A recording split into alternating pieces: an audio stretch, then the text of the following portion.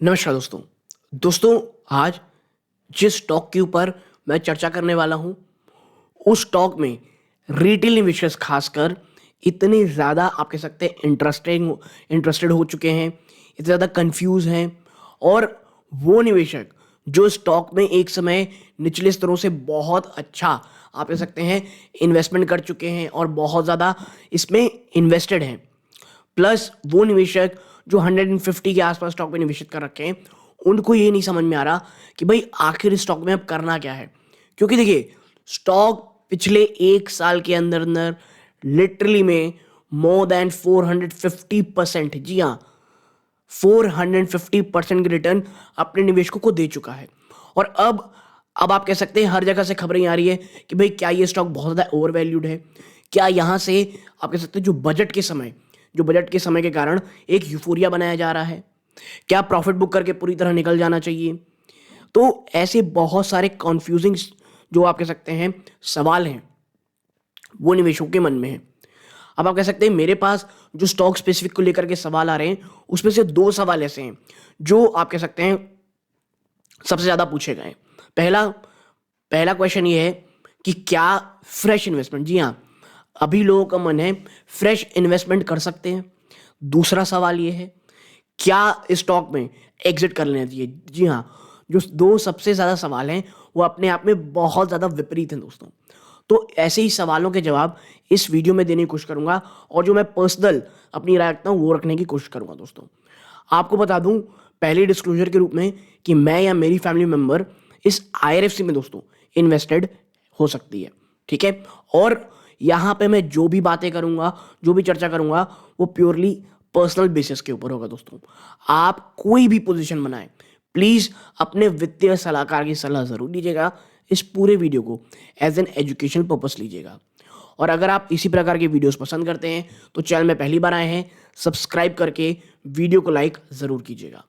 तो अब वापस से आते हैं भैया इस स्टॉक के ऊपर। देखिए, सबसे पहली चीज़, अगर आपको याद हो तो स्टॉक जब 100 रुपीज़ के आसपास ट्रेड कर रहा था, मैंने उस समय वीडियो बनाया था। मैंने कहा था देखिए, मैं जो पर्सनली इस स्टॉक में आपके साथ थोड़ी प्रॉफिट बुकिंग करने वाला हूँ, क्योंकि ये स्टॉक मेरे पास मेरे ख्याल से पहला जब मैंने इसमें खरीदारी की थी तो आप कह सकते हैं 21-22 रुपए के आसपास था। स्टॉक 34-35 रुपए गया था, मैंने तब उससे एग्जिट कर लिया था।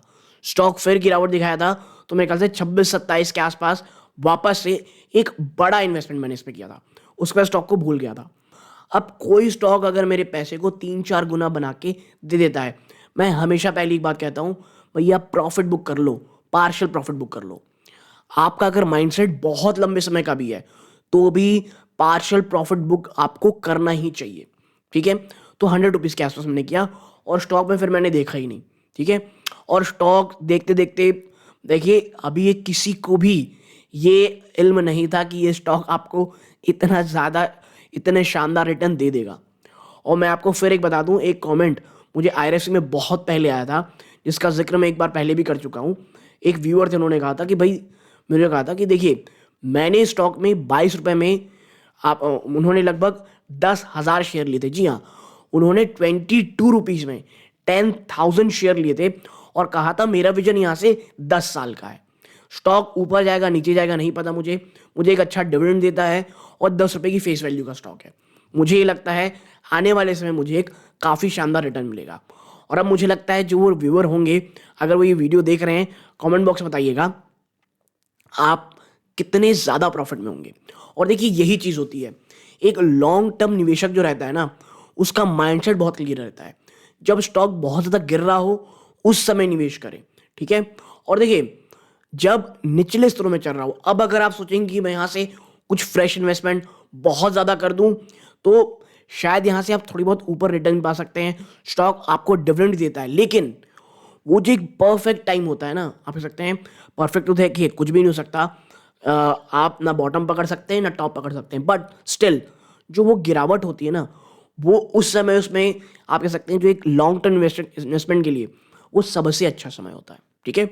और पिछले कुछ समय से वो जो एक आप कह सकते हैं गिरावट के समय खरीदारी का मौका है, जो मैंने अक्सर बातें की हैं। आप पिछला मेरे स्टॉक्स देखेंगे तो जब स्टॉक बहुत ज़्यादा गिर रहे होते हैं उस समय उसके ऊपर चर्चा करने में ज़्यादा ज़रूर रहता है।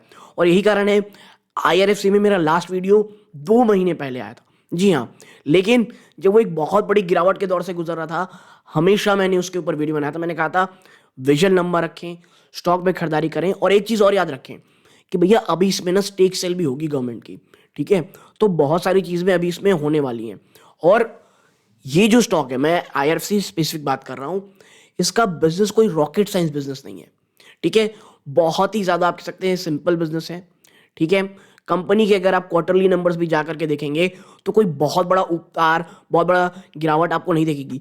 एक स्टेडी रिटर्न देता है, एक स्टेडी प्रॉफ़िट देते हैं, एक अच्छी आपको डिविडेंड देती है, सरकार की बैकिंग है, तो मिल जाने का कोई फ़ायदा ही नहीं है, कोई आप कह सकते हैं रिस्क नहीं है। तो ऐसे में दोस्तों जब स्टॉक आपको एक्यूमुलेशन का खरीदारी का मौका दे रहा है तो उस समय तभी ही खरीदारी करनी चाहिए। अभी तो देखिए क्या है, ऑलरेडी बहुत अंडर वैल्यू स्टॉक था, प्लस रिजल्ट आप कह सकते हैं आप कह सकते हैं भैया अब तो जो भारत सरकार है वो बजट भी लाने वाली है, तो उससे पहले काफ़ी शानदार रैली आपको देखने को मिल रही है, ठीक है? प्लस बाजार में एक बुल रन भी चल रहा था, तो ये तमाम सिनेरियोज मिल करके एक परफेक्ट पोजीशन में आईआरएफसी को रखे थे और वहाँ से जिस प्रकार की रैली हुई है वो अपने आप में फिनोमिनल है, ठीक है?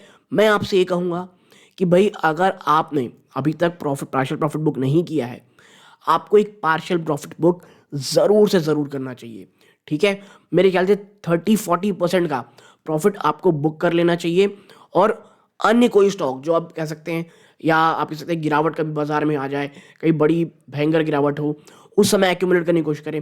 भाई HDFC bank, IDFC first bank हो गए, मैं यस बैंक की बात नहीं करूँगा अभी, एचडीएफसी बैंक हो गया, आईडीएफसी फर्स्ट बैंक हो गया और उसमें कुछ पैसे लगा दें और कुछ जो प्रॉफिट है वो उन स्टॉक्स में लगाएं जहां आप अपना जो रिस्क एपेटाइट है वो काफ़ी हद तक बढ़ा सकते हैं, ठीक है? क्योंकि अब आपके पास काफ़ी अच्छा रिटर्न हो चुका है और ऑलरेडी देखिए अब यहाँ से वापस से 50 रुपए 40 रुपए जाना, मुझे नहीं लगता ये स्टॉक कभी जाएगा लिटरली में, ठीक है? हाँ देखिए अब बाजार है तो कुछ भी बहुत मतलब एकदम 100% आप नहीं कह सकते, लेकिन चांसेस बहुत कम है।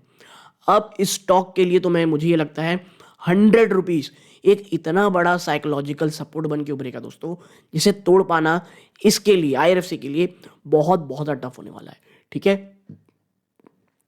लेकिन फ्रेश इन्वेस्टमेंट इसके लिए मुझे लगता है थोड़ा सा आपको सोचना चाहिए, क्योंकि यहाँ से 200 रुपए के ऊपर जाना भी एक बहुत टेढ़ी कीर मुझे लगती है दोस्तों। तो आईआरएफसी के ऊपर ये जो मैं आपसे चर्चा करने आया हूँ, इसके पीछे का रीज़न ये है कि लगातार क्वेश्चन, लगातार क्वेरीज इस स्टॉक स्पेसिफिक पर बहुत ज़्यादा आ रही थी और आज संडे का समय था, मुझे लगा इस स्टॉक पर एक छोटा सा वीडियो आपके सामने रखना चाहिए। आपकी क्या राय है आईआरएफसी को लेकर के? आप ज़रूर मुझे बताइएगा। मैं पर्सनली कोई नई इन्वेस्टमेंट आईआरएफसी में नहीं करने वाला दोस्तों। हाँ, आरएफसी में आने वाले समय में दोस्तों कुछ और स्टेक सेल यानी कह सकते हैं थोड़ी बहुत प्रॉफिट बुकिंग मैं करने की सोचूंगा, क्योंकि अब बाजार में मुझे कई ऐसे स्टॉक्स लग रहे हैं जो बहुत आप कह सकते हैं एक अच्छा खरीदारी का मौका दे रहे हैं। और मैं आपको ये बता दूं कि मेरी जो रडार में जो स्टॉक्स हैं उसमें बहुत सारे अभी कह सकते हैं आप, एक बैंकिंग स्टॉक है, ठीक है? कुछ स्टॉक ऐसे हैं जो फाइनेंशियल सर्विसेज से हैं जो काफ़ी अंडर परफॉर्म कर रहे हैं, जहाँ पे मैं एक्यूमुलेशन लगातार कर रहा हूँ, ठीक है? जो शायद थोड़ा और मुझे पेन देंगे, थोड़ा मुझे लगता है एक क्वार्टर और, लेकिन वो जो समय है दोस्तों एक्यूमुलेशन का उस स्टॉक स्पेसिफिक में वो बहुत अच्छा होने वाले हैं। कुछ आप कह सकते हैं रिस्की स्टॉक्स भी हैं जो बहुत ज़्यादा आप कह सकते हैं एक एक मुझे ऐसा लग रहा है कि थोड़ी सी और गिरावट हो तो उसमें एक बड़ी इन्वेस्टमेंट करें, ठीक है? और ऐसे में दोस्तों मैं इसीलिए कहता हूँ जब आपके पास बहुत अच्छे प्रॉफिट हो जाएं, उन्हें बुक करके कुछ अन्य ऐसे स्टॉक में जो अच्छी गिरावट दिखा चुके हैं वहां जाके निवेश करें दोस्तों। एक और ऐसा स्टॉक दोस्तों जैसे एमटा टेक्नोलॉजीज है, उसके क्वार्टर, क्योंकि अभी कुछ समय पहले वीडियो कमेंट आया था कि एमटा टेक में भी एक वीडियो बनाना चाहिए, तो देखिए मैं क्वार्टर 3 के नंबर्स का इंतजार कर रहा हूँ एमटा टेक्नोलॉजीज में। एक बार उसके क्वार्टर 3 के नंबर्स आ जाएं, एक बार मैनेजमेंट कमेंट्री देख लें, एक बार जो आप कह सकते हैं जो उसके सेगमेंट्स हैं उसमें कौन सा वो सेगमेंट है जो वापस से आउट परफॉर्म कर रहा है, और जो एक रिस्क था कह लीजिए या जो एक इशू आ रहा था उसमें वो कंपनी में रिजॉल्व हुआ है कि नहीं, वो उस समय चर्चा करेंगे, ठीक है? तो एमटा टेक्नोलॉजीज भी एक ऐसा स्टॉक है जो रडार में है, जिसके बारे में थोड़ी बहुत क्वार्टर 3 के बाद एक कंप्लीट चर्चा करते हुए दिखाई देंगे दोस्तों, ठीक है? सो जो ओवरऑल सिनेरियो बन रहा है खास करके तमाम रेलवे सेक्टर्स में, मेरा यही मानना है कि भाई एक profit book next profit booking ज़रूर थोड़ी बहुत होनी चाहिए, क्योंकि देखिए ये एक यूफोरिया सा ही बन गया है। और फोमो के चक्कर में, कुछ फियर ऑफ मिसिंग आउट के चक्कर में कोई नई इन्वेस्टमेंट मुझे सही नहीं लगती। देखिए मैं गलत भी हो सकता हूँ, इसीलिए और भी कई आर्टिकल्स पढ़ें। और देखिए मैंने भी कई आर्टिकल्स पढ़े, तो हर कोई ये कह रहा है 175 180 का टारगेट दे रहा है, ठीक है, उसके ऊपर कोई नहीं सोच रहा है। तो मुझे लगता है आईआरएफसी में आपको थोड़ा सा अब यहाँ पे कॉशियस ज़रूर से ज़रूर हो जाना चाहिए दोस्तों। तो आपकी कोई अन्य क्वेरी हो कमेंट बॉक्स में बताइएगा। आप यहाँ तक जुड़े रहे, अपना कीमती समय दिया, इस बात का बहुत बहुत धन्यवाद दोस्तों। ये सूर्यकांत है। जय हिंद दोस्तों।